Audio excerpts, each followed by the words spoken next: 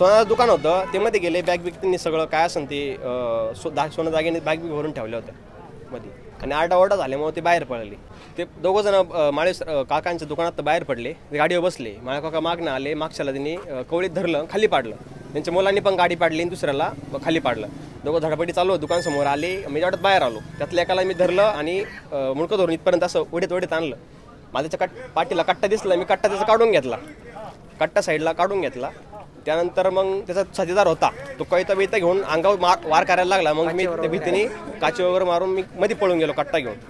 दुसरा आला, मग ते मला खाली पडलेलं होतं, त्यांना थोडंसं लागलेलं होतं. मग तो त्यांना मारायचं असं धाक दाखवत होता की मी यांना मारून टाकलं असं मग लोकांनी तिकडं तिघं जण म्हणते, मी दोघं जण बघितले गाडीवर बसताना. एक जण म्हणतात की पळून गेला, दुसरा कट्टा हे गडबडीत मोठा माणूस होता गुंड दिसला, मी त्यांच्या हातात देऊन टाकला. मग तुम्ही लक्ष राहू द्या पुढचं.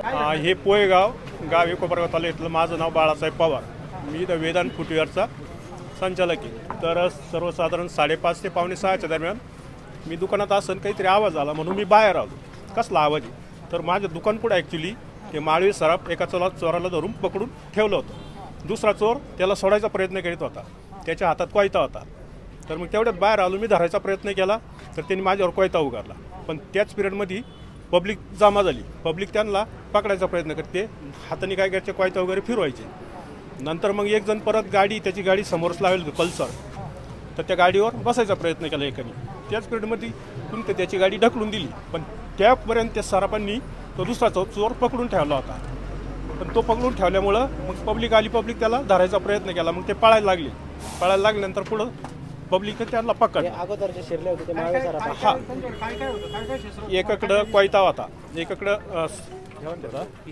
कट्टा होता, एक छोटी सुरी होती आणि एक असा मोठा काहीतरी तलवारी टाईप कोयता टाईप होता. शिर्डी पोलीस स्टेशनच्या हद्दीतील पोयगाव या ठिकाणी एक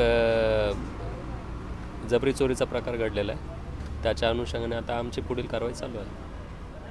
काय नेमकं घटना घडली होती? किती लोक काही ताब्यात आहे की काही लोकांनी ग्रामस्थांनी सतर्कता दाखवलेली आहे? आपण तात्काळ घटनास्थळी पोहोचलेला आहात? आम्हाला कॉल आल्यानंतर आम्ही तात्काळ घटनास्थळी धाव घेतलेली आहे आणि याच्यामध्ये एकूण 3 आरोपी असल्याची प्राथमिक माहिती आहे आणि आणखी कोणी याच्यात सहभागी आहे का याची माहिती आम्ही पुढे घेत आहोत.